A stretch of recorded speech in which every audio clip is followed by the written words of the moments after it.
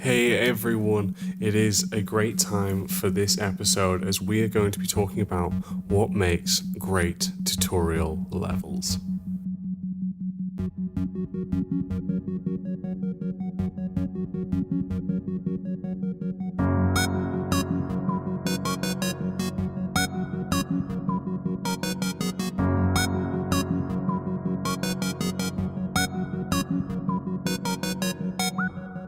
Hey everyone, I hope you're well, playing and making the games that you all love. You're joining me, your host, Max Pears. Absolute pleasure to be here with you all, whether it be morning, evening, or night. I appreciate you all and thank you very much for tuning in because I appreciate your time. So this one's going to be a really fun one. It's one that I've been thinking about recently. I was just thinking about Titanfall 2. I can't remember who, but I saw someone tweeting about Titanfall 2 on Twitter.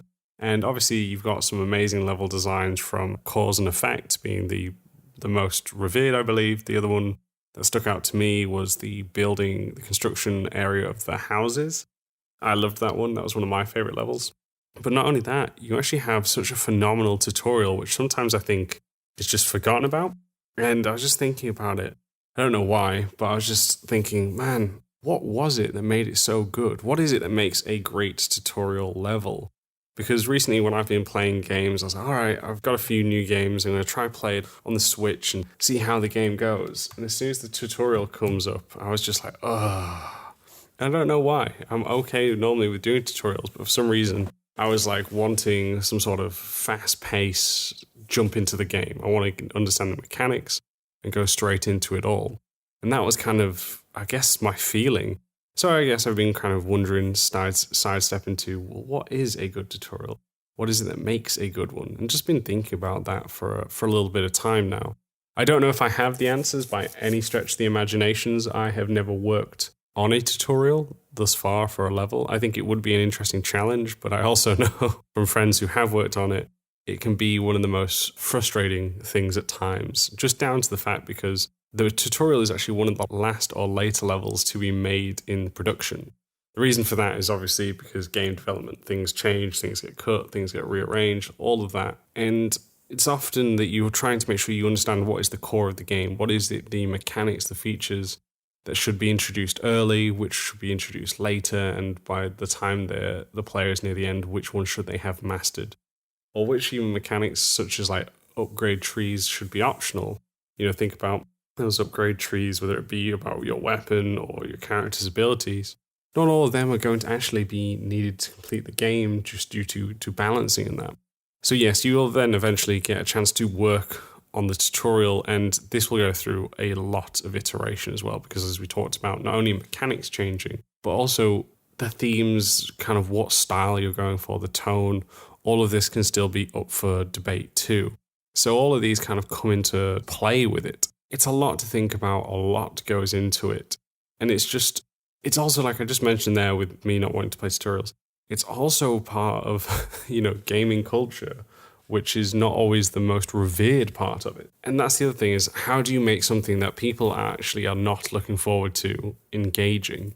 And that's one of the toughest parts, right? That is a real challenge. I think probably the biggest challenge is how do you make it where the player learns, they learn fast, but also don't make it feel like it's its own thing or slow paced. And there's quite a lot, they said, that goes into it. So I'm going to be talking through different examples. I might have missed some of the ones that you all enjoy. I have gone through a few lists online to see what others thought. And a few of them came up with, and we'll talk about in a second, because it's just kind of fluff that they enjoyed, not the actual tutorial themselves. And I think that to me shows something. But if I have missed a great tutorial that you all thought about or recommend, either just tweet me at Max Pears or leave it in the comments down below. Anything like that, because at the end of the day, I don't know everything, and there might be some other great ones for me to understand and take on. So I'm going to first mention about some of the ones I didn't agree with, just because I want to talk about actual enjoyment versus fluff, because like I said, there's many things that go into making a tutorial, right? You have to teach, you have to make it engaging, you want to find that sweet spot in terms of length of time, and probably more than I'm not even aware of. Or probably it's managing development. Most players won't think about that, as they shouldn't, because they're just playing the game. But for us as game developers listening to this podcast, I think it is an important part because you are definitely, from some stories I've heard, you're definitely going to be worn down by the tutorial in many different ways. So with that being said, let's kind of go through the ones that I'd heard, which I didn't necessarily agree with for it. So the first one, well, here's two that I saw and I was like, what? And not because they're overall bad games, because they are not. It was the tutorial that what they were getting praised for made me question it. So the first one, if some of you remember, was Spider-Man 2 back on PlayStation 2 and Xbox, the original Xbox. And I can't remember if you remember that, but it's based on the second film with Tobey Maguire. Probably the best Spider-Man film of Peter Parker. We can talk about the Spider-Verse later, because that was another phenomenal film. But just as Peter Parker as a character, I think that one's the best one. We can debate that anytime. I'm ready for you. But they talk about this tutorial because it's more about the narration. They mention how the narrator, I've forgotten who his name was, but he's an actor that was actually in the Spider-Man films. Seems like he's got a great sense of humor. But they were just mentioning the sense of humor.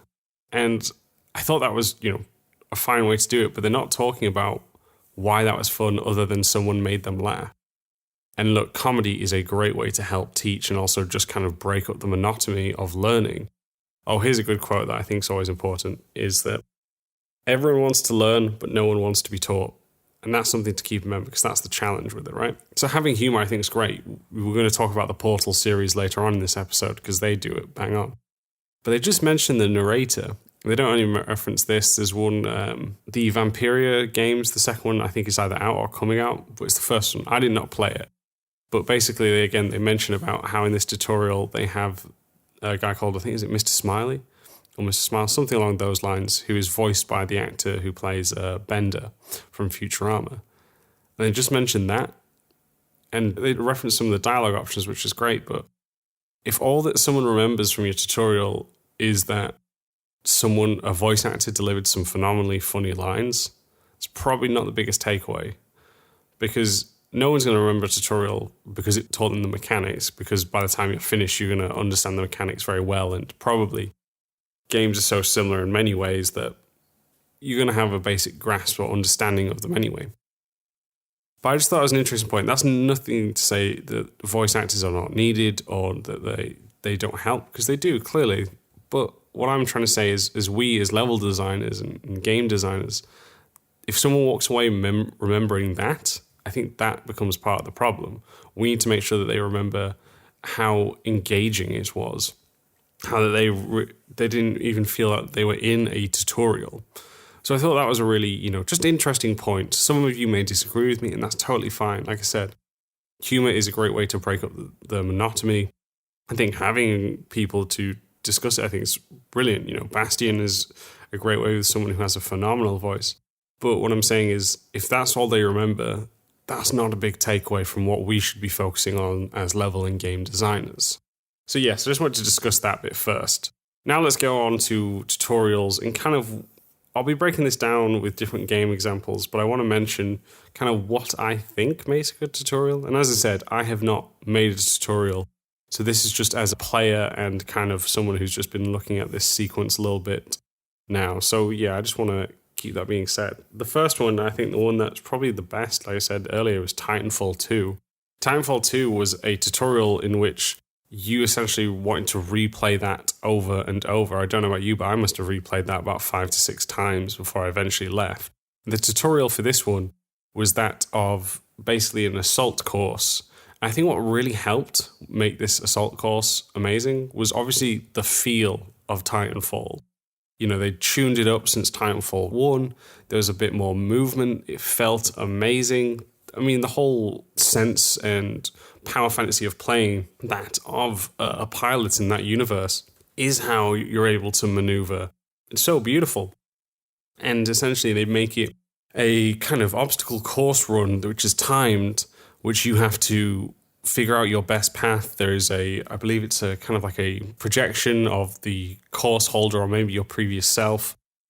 And you're just trying to figure out how to duck, weave, slide, wall run, all of these that make it's such a fun space, and And what's also very cool about that is these are all the mechanics or the base mechanics that you're going to get in the main game when you progress, right? And I think that's another thing, is you're showing the player what it is that they're going to have. So big takeaways, in my opinion, for Titanfall 2 is a few things. Firstly is having a strong core mechanic. They understood so well, Respawn, that the core mechanic of this series is obviously movement. It's not just the Titans, because you do unlock and play as them, but most of the time, whether it be multiplayer or single player, you will be going through and playing as a pilot.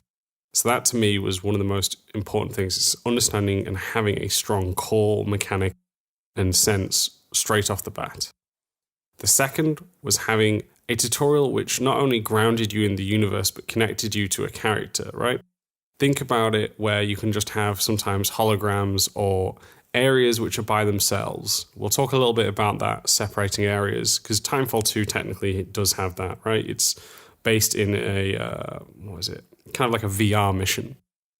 But the fact is you have a character which you then build a relationship with later through the beginning section of the game, helping you and guiding you, I think is also another big thing.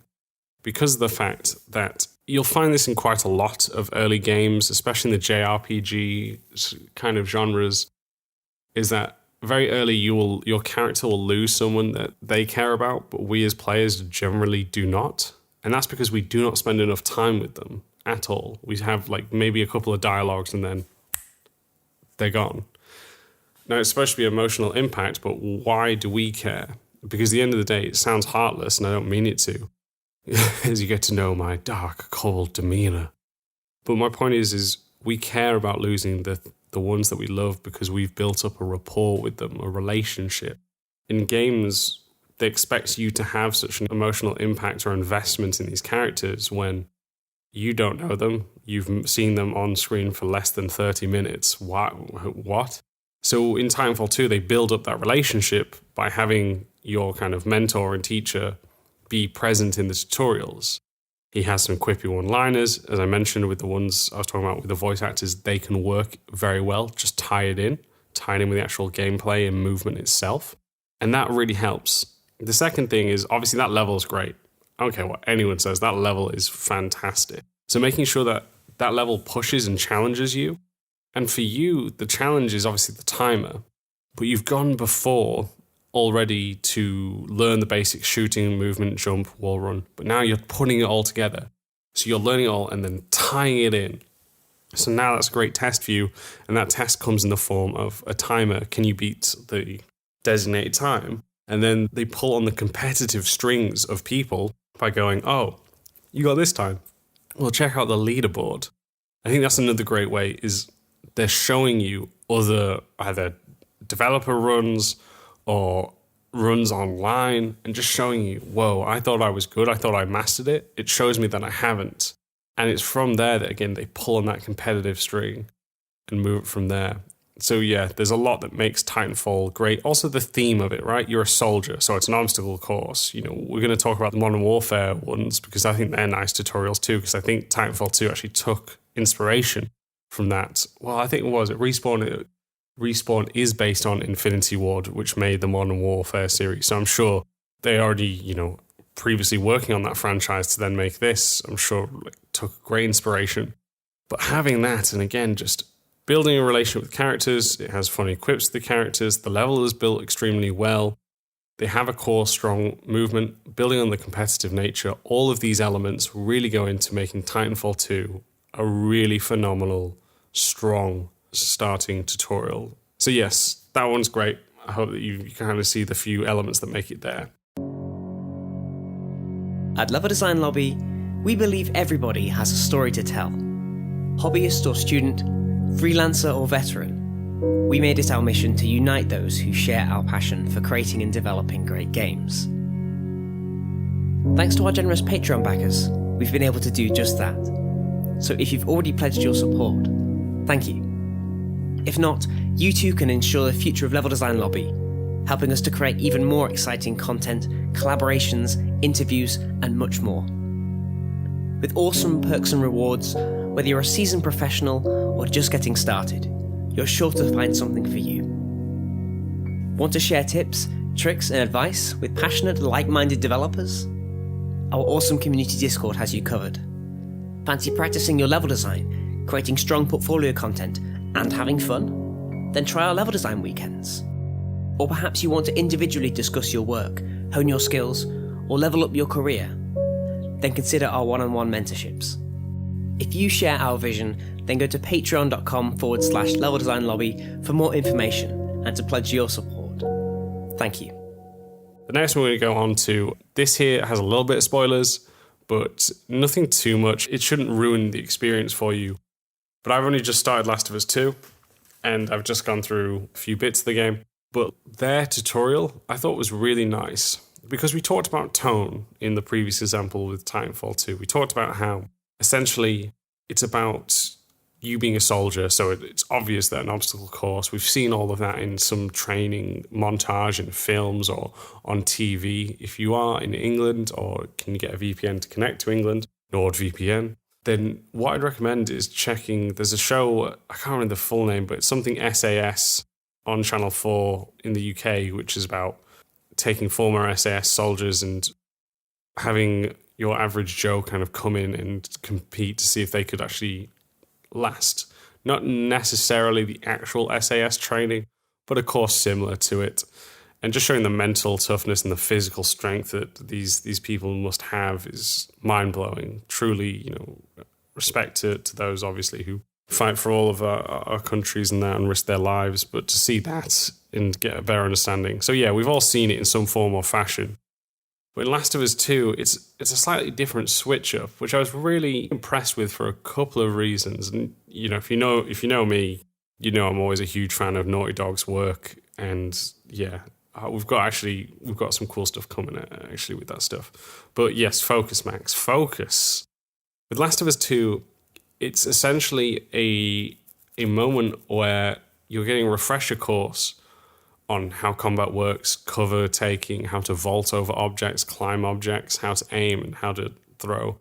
But it's done it through a more kind of innocent way in terms of a snowball fight with children between Ellie and, why am I forgetting her name? This is really bad. Is it Dina? Diana? Someone please correct me because I've done it wrong, but it is who Ellie is very interested in from a romantic standpoint. And I thought this was really well done for a couple of reasons, right? So in Last of Us, I haven't completed Last of Us 2, so please don't spoil this for me. Please. But these are very dark games. These are games which, tug at your heartstrings and show you a world which is really kind of bleak. It shows the worst of humanity as well as worst of what nature can do to us. Obviously, the virus is based on a real situation. So a real actual fungus, which does that to insects in many different places, including the rainforest. So Last of Us 2, the chance that they are showing you, firstly, how the world has grown since you have last been here. Because in Last of Us, you were in this very the first town you start in, well, the first area, should we say, that you start in is obviously the world's falling apart in Last of Us 1. You're then in a very oppressive dictatorship city, it feels very much like. And then here, you're seeing people be happy, kids running around smiling. You're having a snowball fight. It slows down the pace.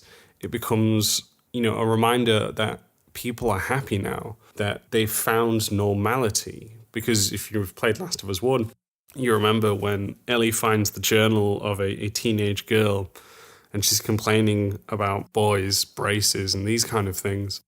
And she has the quip of saying, is this all they had to worry about? So we get to see a bit more of an understanding of normalcy. We get to see that the world has progressed in a nicer manner in a way. And I think that was really cool because it's showing you the contrast of, what I'm told ends up being a very dark game near the end. So to see all of that take place and to slow it down, tell that story through the tutorial is very cool. I think also another thing is a lot of the time, especially with tutorials, even if it's on a sequel, is there's a really tough balance. I remember I was chatting to someone about this, is because obviously you want to show move right stick to look up and down, press L2 or L1 to aim. And because as a gamer, we have done this a lot of times, but you need to think of those who haven't played a game before. That's why I think it can be a little bit off-putting in a sense when you come in to play a tutorial, because if you've played games long enough, you get the gist, roughly. Some controls might be slightly different, but you understand. But they need to keep that in there for the fact that there might be new players that haven't played games. And there's been studies where people actually adapt quicker to a PC if they've worked on a PC versus that of a controller. But if you give someone to a controller, like I gave one to my stepmom for her to play Last of Us, the original, and it really took her a while to get used to that. And that just shows you, for those of us who've played games with controllers, we're kind of so in sync with this. We understand it right off the bat, but others might not. So it's that balancing. So giving it in a situation which feels fun, because it's a snowball fight. We've all had snowball fights, so it's relatable. You're against kids, so, if you've got a thing where you want to pummel kids with snow, I'm not judging. You've got to get that power fantasy there. You're understanding that this is a safe environment too. We talked a little bit, and I'll go into detail now about having sections of your tutorial where it's not actually taking place in the real world. I think that can be very jarring sometimes. Now, you can still ingrain it in tone. We talked about Titanfall 2, does it so well. But when you think about, say, that of Cuphead, their tutorial, that is so far off what the actual worlds are like, that I think it can also just be a bit like, because the fact that, and I'm not using Cuphead to insult it, I'm just showing a different example, right? Cuphead is a beautiful game, some amazing looking worlds, but when you see the tutorial, which is just hand sketched boxes, and I get why they've done it, because artistically it looks like a 2D animation. Well, actually it is a 2D animation from what I remember from watching the making of. But when you show something like that where and again, I really don't mean this to come off as an insult, I'm just trying to explain it better, is when it looks like someone's just kind of put in a minimum. And maybe that's not what they wanted. Maybe that was not their intent. But you see that versus, say, Titanfall 2 or Last of Us 2, where this is a virtual reality mission, right? So even there, the worlds look similar to a point. It still has a cool art style in its own way. Last of Us is actually just taking place in a jungle gym. We were just in the world already, and we leave instantly out into the main world as soon as we've finished. I think that helps make the player still feel that they're in the main story. It keeps them in the world that they're meant to be through. So yes, I think that can think about it. So when you do have a tutorial, try and make it feel that it's actually part of this world, that it's not just a level. VR missions, like I said, that you can do it well. Modern Warfare do it great with their course runs. But just think about how to keep it grounded, okay? Really do think about the tone of your world, how it's there. Like I think if Cuphead had their very own little earlier world, where maybe it's a bit more bright and colourful, maybe like Sweetland or something like that, I think that would have been a really more kind of engaging one. Again, that is not an insult to Cuphead or their games. I am a fan of it. I did not complete it because I'm really bad at games. But, I'm just talking about why that is not necessarily as memorable as others. Now, I've just looked at the time, so let's kind of rattle through. But yes, Last of Us, tone breaks down, actually has a different tone, showing you how the world has evolved with the environmental storytelling as well as the context. Low risk. If you get pelted with a snowball from a child, it's not going to be game over. It's not going to be like, oh man, I got to restart. You also then have the building character relationship, again with, I'm going to say Dina, I don't think that's her name, but sorry if I've got that wrong. But you're building up that relationship again. And these sort of elements to it. So yes, I'm going to give a quick shout out to some other ones which I really enjoyed. Star Wars Force Unleashed had a phenomenal one. This was just pure power fantasy. You got to play as Darth Vader, and it just showed you how strong that you could be. So that was a great tutorial because it's giving you a character which you all love.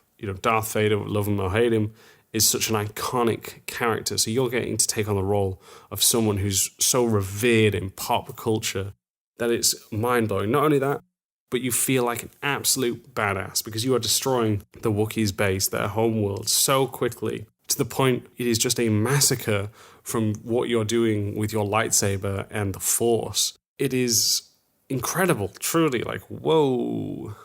And it also shows you what you could end up being. And that's it, is it's setting the bar of what power is for when you eventually take on the role of the main character. So that's a great way of doing it. Again, it keeps in lore with the overall Star Wars story of Order 66, hunting down the Jedi. We get to see the Wookiee world destroyed, which is great because so many people have questions about Chewie's homeland, and then you are setting up the bar for what you can eventually become. So yeah, that one's a great one too. I talked about it briefly. Modern Warfare 1 and 2 have a great one with their versions of the obstacle course. So well done. I really enjoyed that. I thought that was so nice. Dark Souls does a very good one because they kind of set you up in this, I want to say slightly easy. You can still die there, let's not lie. But I preferred that one compared to, say, Bloodborne's, because that you're meant to die, obviously. But it then throws you in with that giant dragon slug boss, which, can kick your ass so easily, but you can still run past it. But I think that's really cool to see. Portal has some great ones, 1 and 2. Not only, I mentioned earlier about voice acting, but theirs helps with it because the tutorials are so memorable because they're doing it one at a time. What I like about their tutorial, especially in number 1, is you don't get the power of the 2 portals at the very beginning. It's really kind of taking you through beat by beat with such strong pacing that you've really mastered the mechanics by the time you've left. And also, the levels, even after that, still feel as if you're in the tutorial. Eventually you break out in number 1. But just that is so well put together in terms of, again, making it feel a whole. So those are kind of some strong examples. As I said, if I have missed any, please let me know. So you can do that on Twitter, which is @MaxPairs, where you can find bite-sized level design tips from yours truly. If you do want to leave a comment down below, you can do so on my YouTube channel, which some of you may be watching it on, which is youtube.com/leveldesignlobby. You can email into the show at leveldesignlobby@gmail.com. And yeah, if you do want to help support the podcast, then please head over to patreon.com/leveldesignlobby, where we have amazing tips and perks for you to join this community. Now, before we just head off, let's kind of wrap up again what I think makes a great tutorial from this. All right, let's go. So making the level actually part of the world, making sure it keeps that tone, it makes logical sense in the world that you're in. It doesn't feel separate. It feels that it's given the same amount of love visually as any other part of your game. Understanding what your core mechanics are and showing them off in the best way possible, whether that's the movement of, say, Titanfall or kind of the combat in Last of Us 2. Understand what you're trying to really show off and teach it there. Can you use it to tell stories of the environment and also with other characters, building bonds with them? And can you keep it in a sense that's entertaining through as well, to the point where it doesn't feel like a tutorial? The biggest challenge of them all there. So yes, those are some of the tips, I think. And it's not always going to work for every game. We talked about Star Wars. Obviously, that's slightly different. That's playing on the Power Fantasy. But yes, I do hope that you have all enjoyed this episode. This was fun. This time kind of flew by, but I had a great time with you all. So thank you. Let me know what you think, and I'll catch you all next time.